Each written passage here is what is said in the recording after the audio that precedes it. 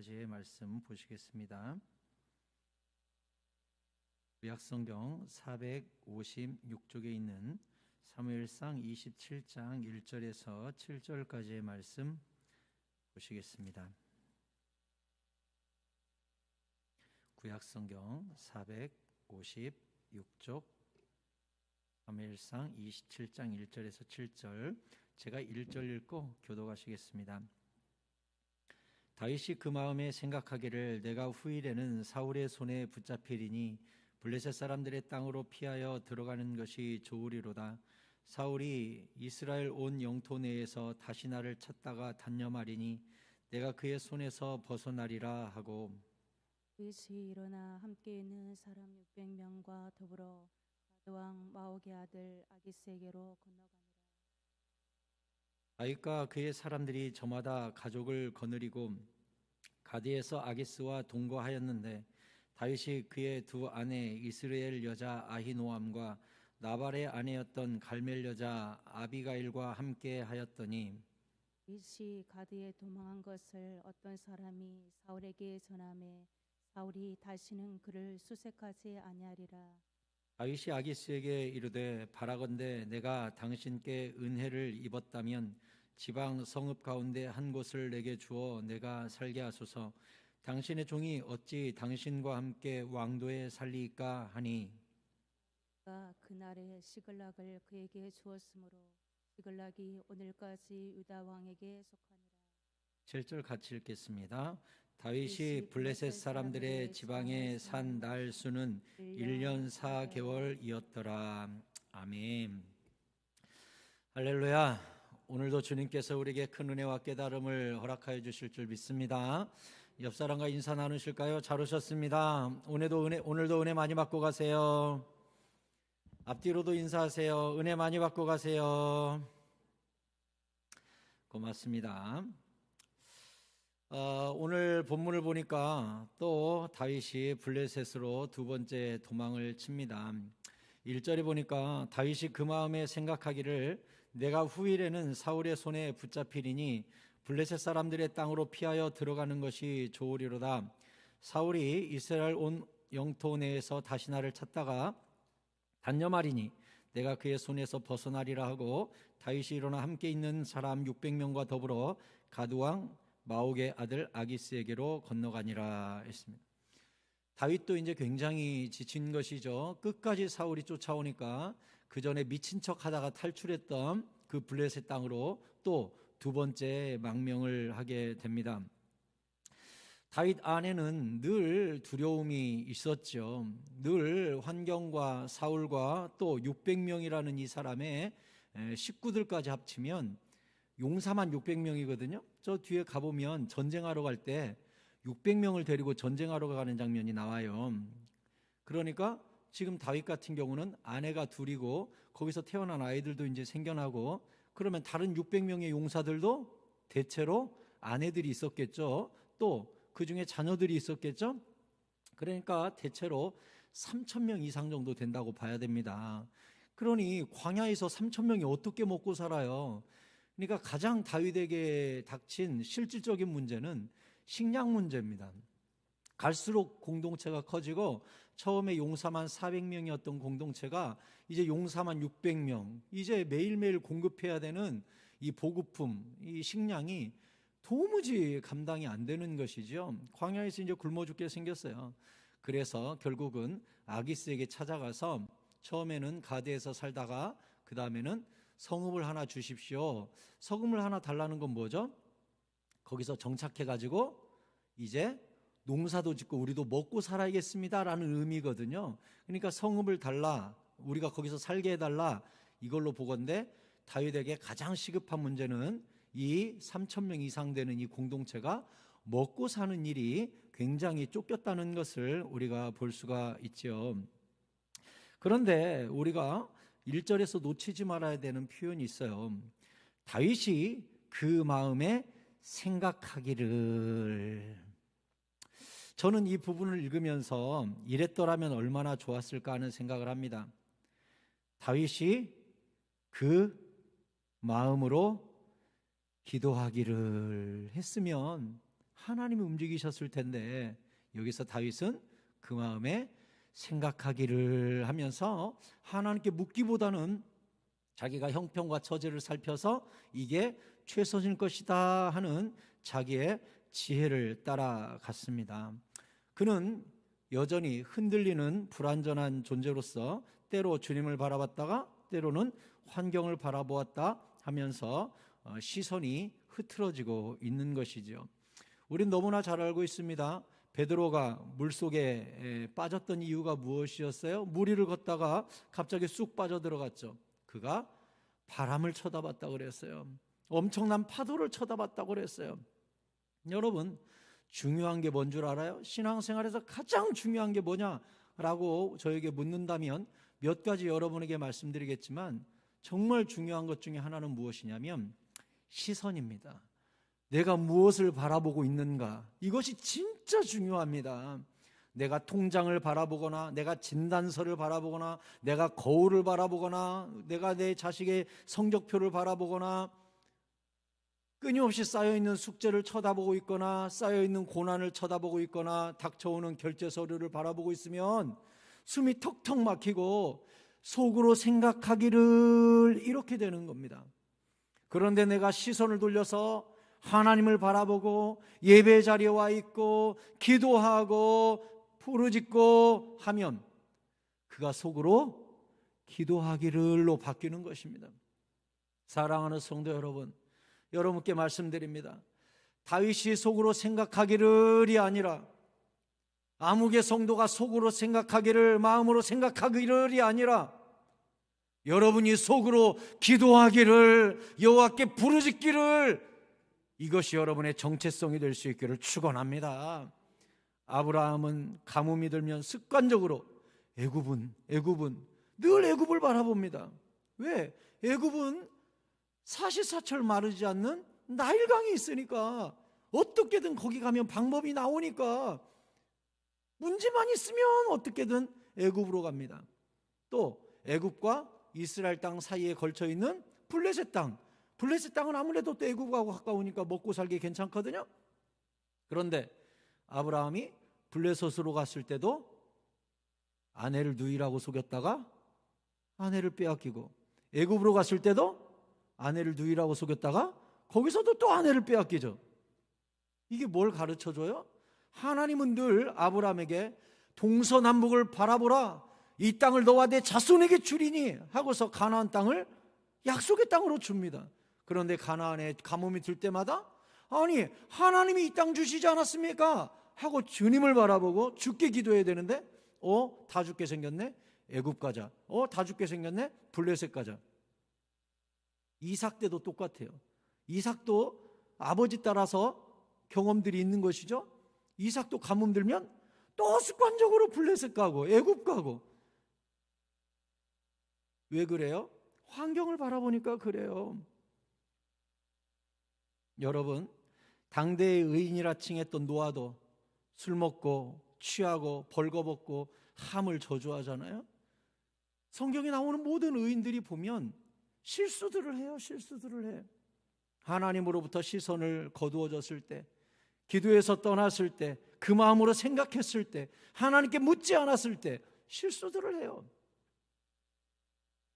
여호수아가 가나안을 정복할 때 기브온이라는 족속이 있었죠.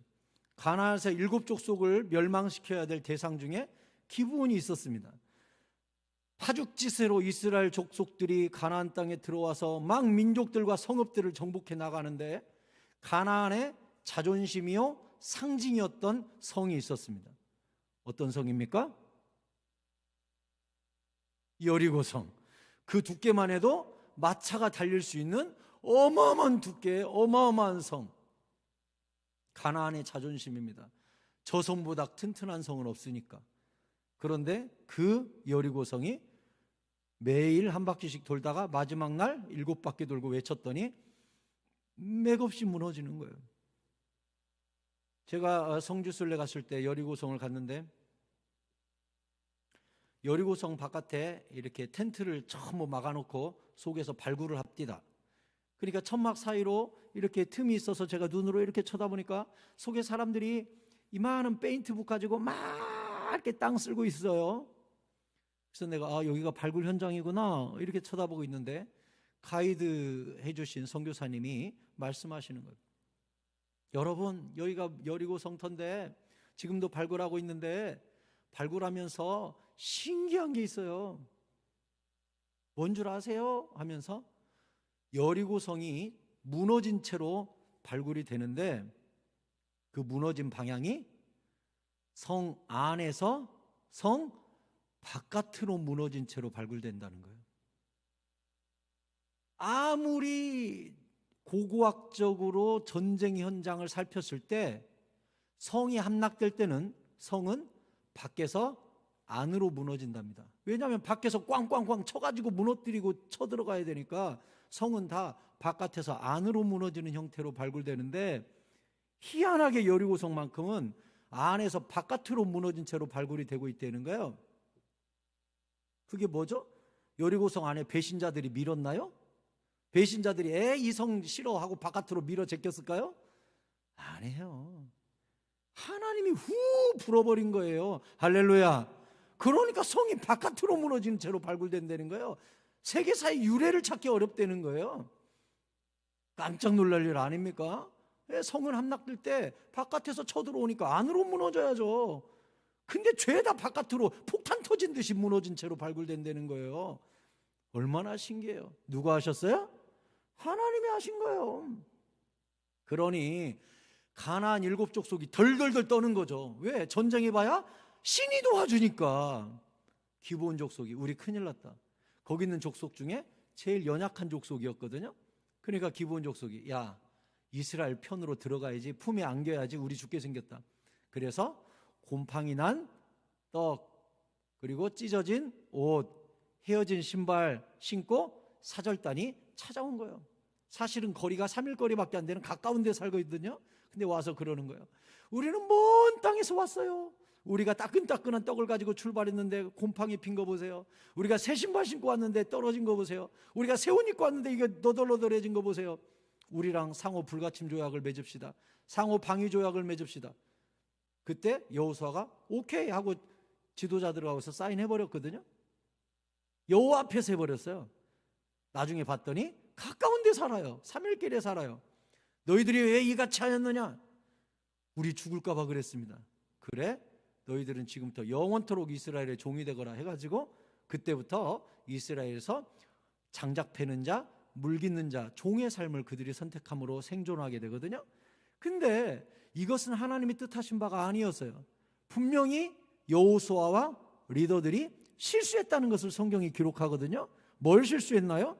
여호수아 9장 14절에 무리가 그들의 양식을 취하고는, 이 양식이 막 곰팡이가 난 거예요. 어떻게 할지를 여호와께 묻지 아니하고 여호수아가 곧 그들과 화친하여 그들을 살리리라는 조약을 맺고 회중 족장들이 그들에게 맹세하였더라. 이 상호 조약과 맹세에 대해서 성경은 명백히 여호수아의 실수가 있었다라는 것을 기록하고 있습니다. 그게 뭐예요? 여호와께 묻지 않았다. 이것이 큰 죄다. 이것이 큰 실수다. 성경이 명백하게 그 흔적을 남겨놓은 거예요.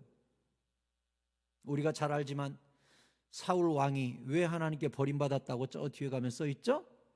그가 신접한 자에게 묻고 여호와께 묻지 아니하였으므로 그의 왕국을 다윗에게 넘겨주셨더라. 이렇게 분명히 적혀 있습니다. 사울의 가장 큰 죄도 뭐였다고요? 하나님께 묻지 않은 죄라고요.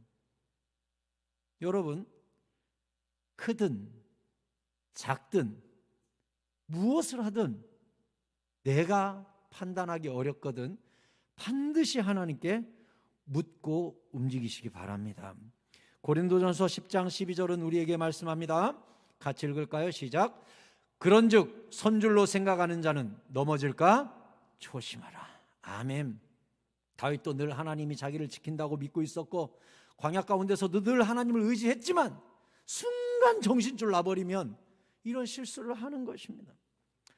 처음에 다윗은 가드, 그러니까 수도예요. 수도.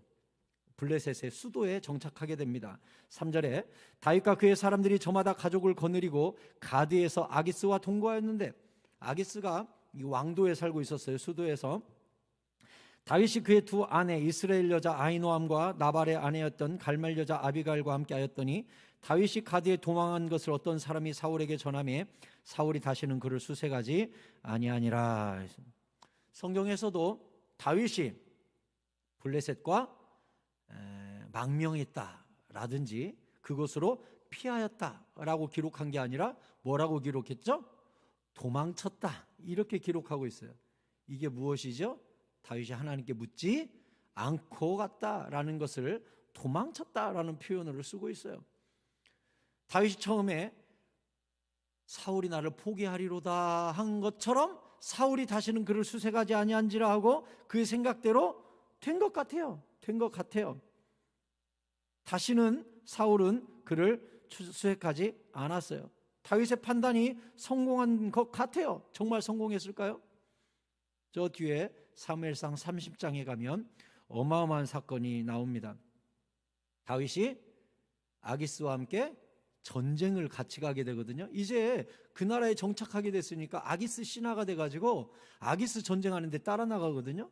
그때 시글락을 비워놓고 가요. 그때 이 시글락에 무슨 일이 일어났습니까? 아말렉이 쳐들어와가지고 시글락에 있는 600명 군사 외에 가족들, 자녀들, 여인들 모든 재산 싹 노략질해가지고 가버립니다. 그래서 거기서 무슨 일이 있었죠? 더 이상 울 기력이 없도록 울었다고 나옵니다. 나중에 600명 용사가 돌아와서 울 기력이 없도록 울었다. 왜? 나그네 삶도 서러운데, 남의 나라에 빌붙어 있는 것도 서러운데, 자식과 아내들은 다 끌려가서 죽은 것 같고 이제 살 의미가 뭐가 있나? 울 기력이 없도록 웁니다. 여기까지는 다윗과 용사들의 마음이 같죠. 같이 울었을 테니까. 문제는 울음이 딱 그치자마자 그 600명이 동시에 돌을 들어서 다윗을 쳐 죽이려고 하는 거예요. 다윗이 그때 순식간에 하나님께 엎드려서 새 힘을 얻고 여호와의 음성을 듣죠. 그때야 하나님, 내가 쫓아가리까? 쫓아가면 자녀와 아내를 찾을 수 있으리까? 그때야 하나님이 응답 주셔서 쫓아가가지고 찾게 되거든요. 근데 그 전까지는 울 기력이 없도록 울고 또 600명 용사들이 전부 돌을 들어서 다윗을 쳐 죽이자. 이 일이 왜 생겼어요? 하나님께 묻지 않았기 때문에. 잠언 14장 12절은 우리에게 말씀해요. 같이 읽을까요? 시작. 어떤 길은 사람이 보기에 바르나 필경은 사망의 길이니라. 아멘. 어떤 길은 내 눈에 좋아요. 내 경험상 좋아요. 모두 다 괜찮다고 해요.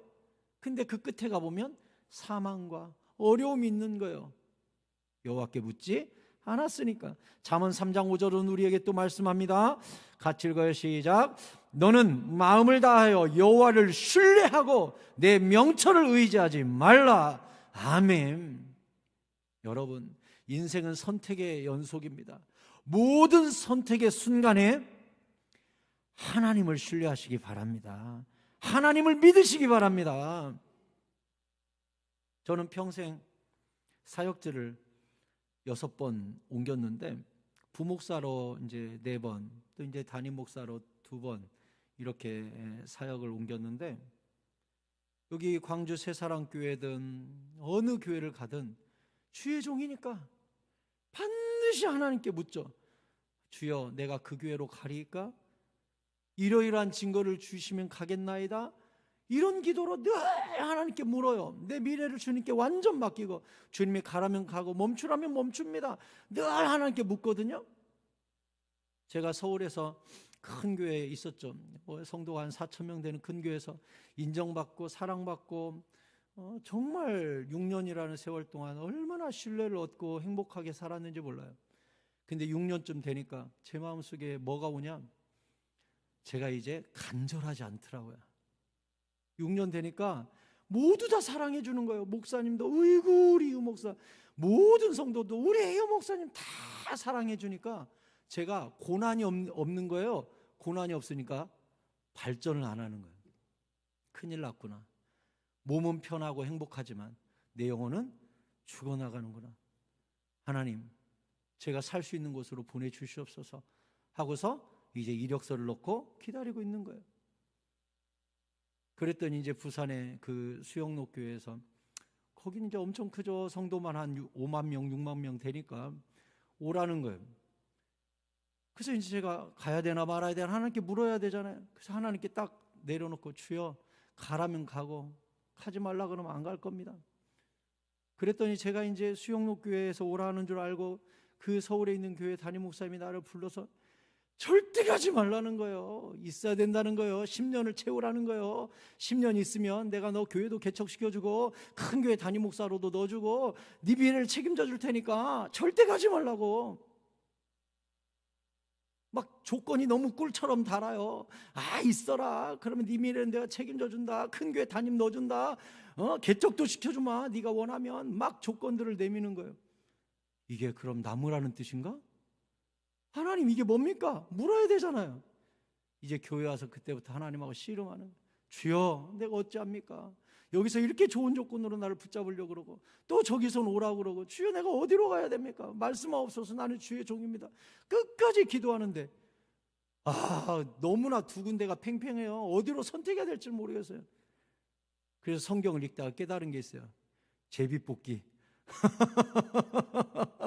끝까지 가니까 제가 선택할 방법이 없어요 이제. 그래서 어떻게 했어요? 동그라미 가위표 2개, 우림과 둠밈이죠. 똑같이 우림과 둠밈이 그렇게 되어 있으니까, 학자들이 우림과 둠밈을 이렇게 썼다고 하거든요. 이제 제사장 주머니 속에 돌 2개를 넣는 거예요.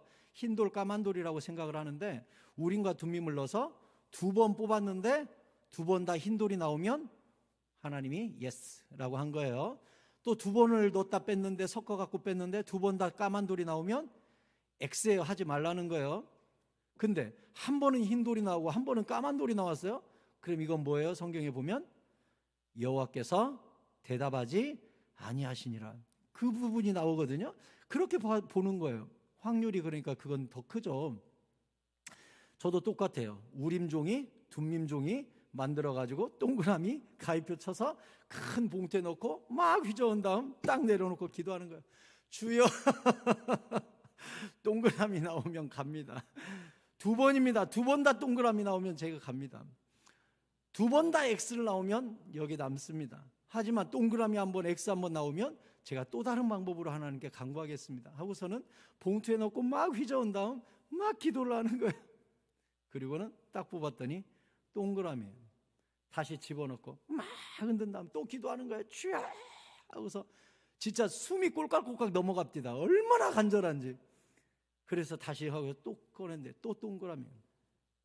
그래서 뽑자마자 그 자리에서 이메일을 썼죠. 목사님, 죄송합니다. 주께서 가라십니다. 그래서 제가 부산에 내려가서 또 6년을 있었는데, 제 평생의 가장 큰 축복 중에 하나가 부산에서 보냈던 6년이었어요. 얼마나 하나님께 감사한지 몰라요. 거기서 다시 밑바닥부터 시작하니까 내 영혼이 살아나고 생동하고 성령 충만해지고 막 내 영혼이 소생하고 살아나는데 얼마나 감사한지. 여러분, 여러분의 명철과 여러분의 지식과 여러분의 경험을 의뢰하지 말고 끝까지 여호와 하나님을 신뢰하고 그분께 묻고 그분이 가라는 곳까지 가고 멈추라는 곳에 멈추는 결단이 여러분 가운데 있기를 바랍니다. 시편 61편 3절은 우리에게 가르칩니다. 주는 나의 피난처시여 원수를 피하는 견고한 망대이심이니이다 했어요. 내 명철을 의지하는 게 아니라 하나님을 의지하면 하나님은 견고한 해답을 주세요. 흔들리지 않는 해답을 주세요. 피난처가 되세요. 그것은 하나님이 변개하시는 그런 답이 아니에요. 확실한 답을 주십니다. 궁지에 몰리면 사람은 하나님을 신뢰하기보다는 눈앞에 있는 나의 판단으로 일을 그르칠 때가 얼마나 많은지 몰라요. 다윗은 가드라는 수도에서 살면서 불편한 게 많았어요. 5절에 보니까 다윗이 아기스에게 이르되 바라건대 내가 당신께 은혜를 입었다면 지방 성읍 가운데 한 곳을 주어 내가 살게 하소서. 당신의 종이 어찌 당신과 함께 왕도에 살리까 하니 아기스가 그날에 시글락을 그에게 주었으므로. 이렇게 되어 있습니다.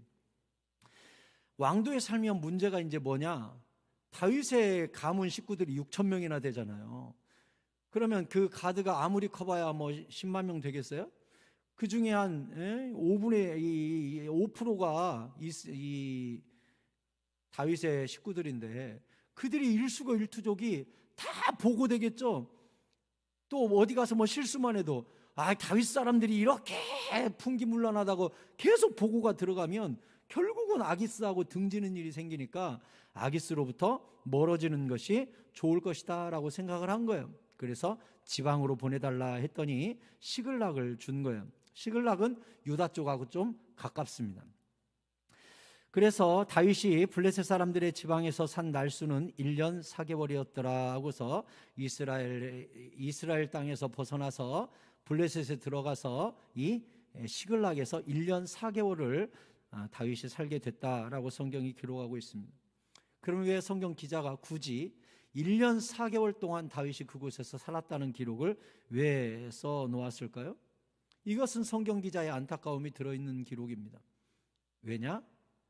다윗이 자기의 방법으로 블레셋으로 피하는 바람에 하나님의 계획이 1년 4개월 늦어졌다를 기록하고 있는 것이거든요. 그가 이 광야에서 승부를 냈더라면 1년 4개월은 헛수고로 날아가는 세월이 아니라 더 하나님과 깊어지고 하나님의 때가 더 당겨질 수도 있었습니다. 그런데 그가 블레셋으로 가는 바람에 1년 4개월이라는 시간이 의미 없이 1년 4개월 동안 한 거에 없거든요. 의미 없는 시간 1년 4개월이 지나갔다라는 것을 성경이 암시하고 있는 것입니다. 사랑하는 성도 여러분, 내 뜻을 쫓아가면 반드시 손해를 봅니다. 시간을 손해보든 돈을 손해보든 나의 체력을 손해보든 하나님의 뜻이 미루어지든 반드시 손해를 보게 됩니다. 그러므로 먹든지 마시든지 무엇을 하든지 하나님께 묻고 하나님이 가라는 곳까지 가고 주의 음성 들을 때까지 꼼짝도 하지 말고 때로는 주께서 지시하실 때까지 목숨을 걸고 기도하고 주님이 일러주시고 열어주시는 길을 따라가는 주님의 자녀들이 되시기를 바랍니다.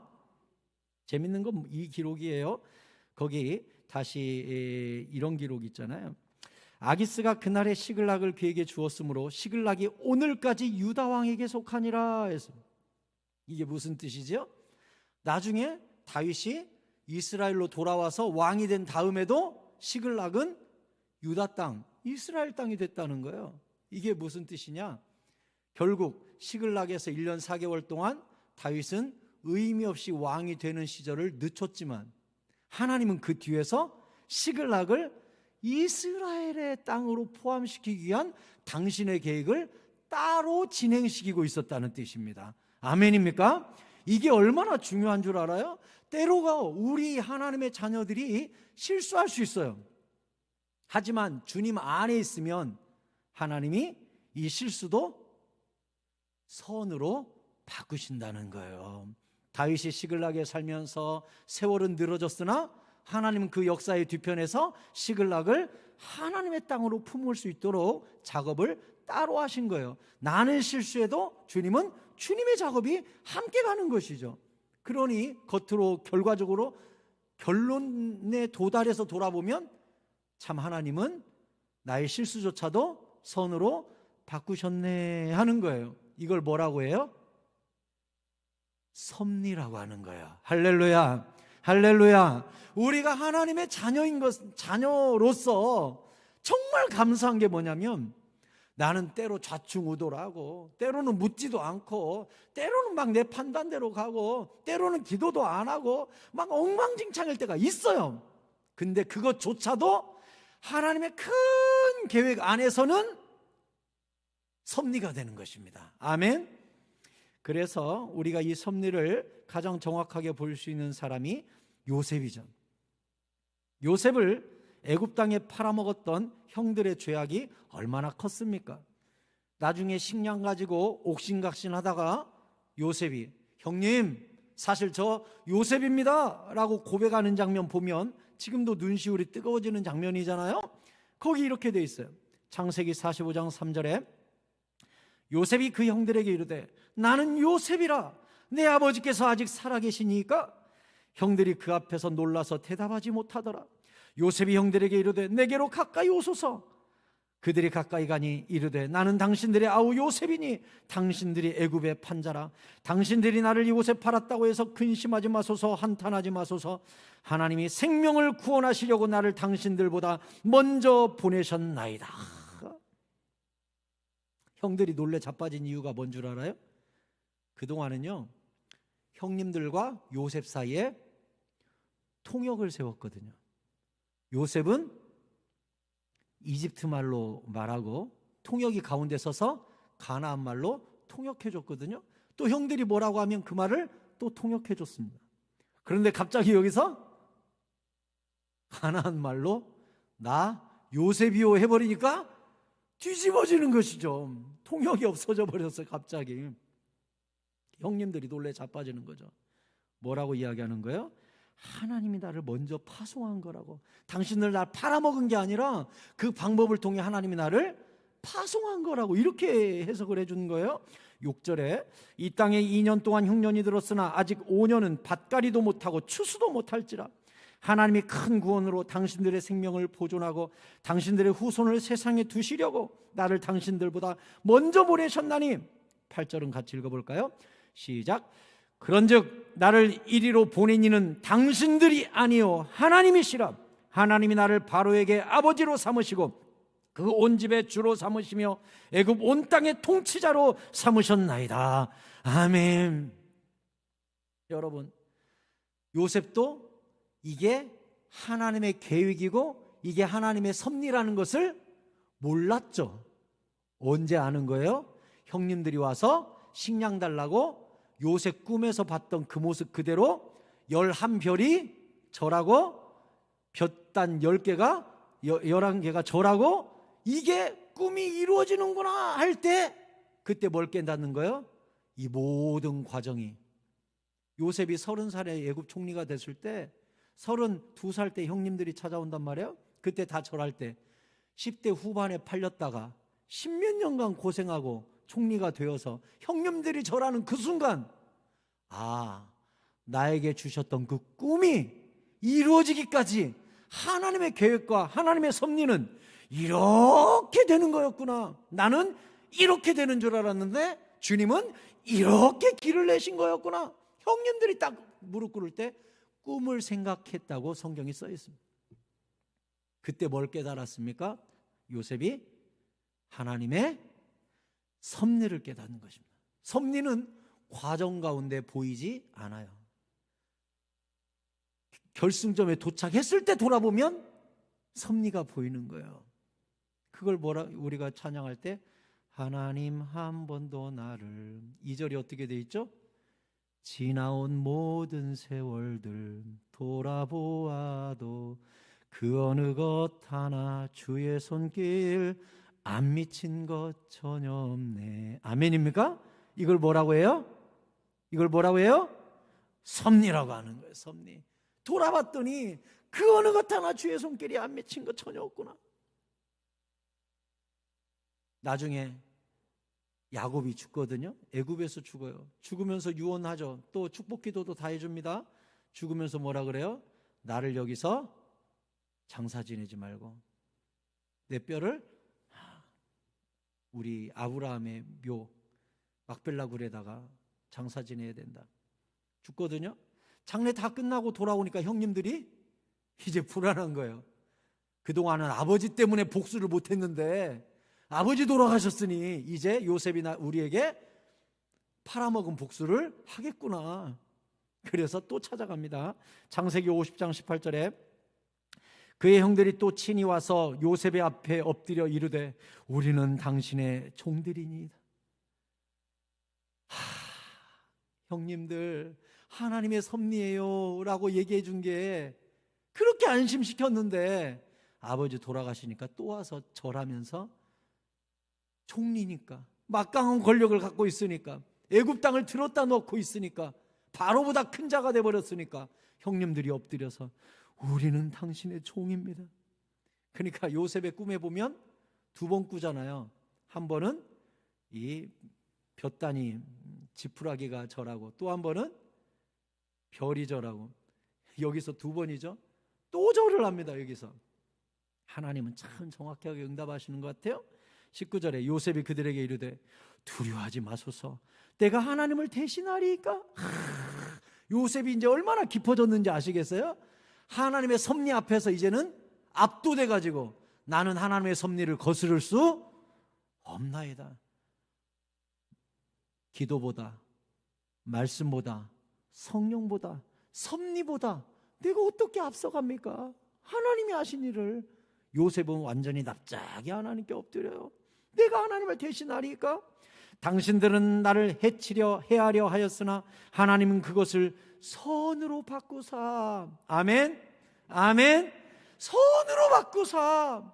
이게 섭리예요. 하나님의 섭리가 작동하기 시작하면 나의 모든 실수와 때로는 하나님을 가슴 아프게 했던 것도 하나님이 부침개 뒤집듯이 팍 뒤집으면 선으로 바꿔버리는 거예요. 물론 다윗이 실수했다고요. 블레셋으로 간 거 실수한 거예요. 시글락으로 간 거 꾀를 쓴 거예요. 애굽으로 유다로 갔어야지, 광야로 갔어야지. 그거 싫다고 시글락으로 피하고 거기 정착하고 아기스한테는 주의 종이오니, 아기스한테 종이라고 말하고 치사하게 말이야. 근데 하나님이 후라이팬 잡고 영차하고 뒤집으니까 시글락이 유다 땅 돼버리는 거야. 하나님은 뒤에서 섭리를 영차하면 끝나버려. 나는 그냥 엉망진창으로 만들어놨는데 주님이 역사의 후라이팬을 후딱 뒤집으면 훌러당 뒤집어져 가지고 선이 되는 거예요. 선으로 바꾸셔. 여러분, 하나님의 섭리가 여러분과 여러분의 자녀와 여러분의 가정과 우리 교회에 늘 작동하는 은혜가 함께할 수 있기를 축복합니다. 그러면요, 내가 좌충우돌하고 어설프고 실수해도요, 하나님이 그걸 선으로 바꾸시는 거예요. 선으로. 다시 20절에 당신들은 나를 해하려 하였으나 하나님은 그것을 선으로 바꾸사 섭리를 일으키사 섭리로 내 삶을 작동하사 오늘과 같이 많은 백성의 생명을 구원하게 하시려 하였나니 당신들은 두려워하지 마소서. 내가 당신들과 당신들의 자녀를 기르리다 하고 그들을 간곡한 말로 위로하였더라. 참 멋있죠. 참 멋있어. 요셉은 진짜 성숙한 사람이고 진짜 섭리 앞에 엎드릴 줄 아는 사람이에요.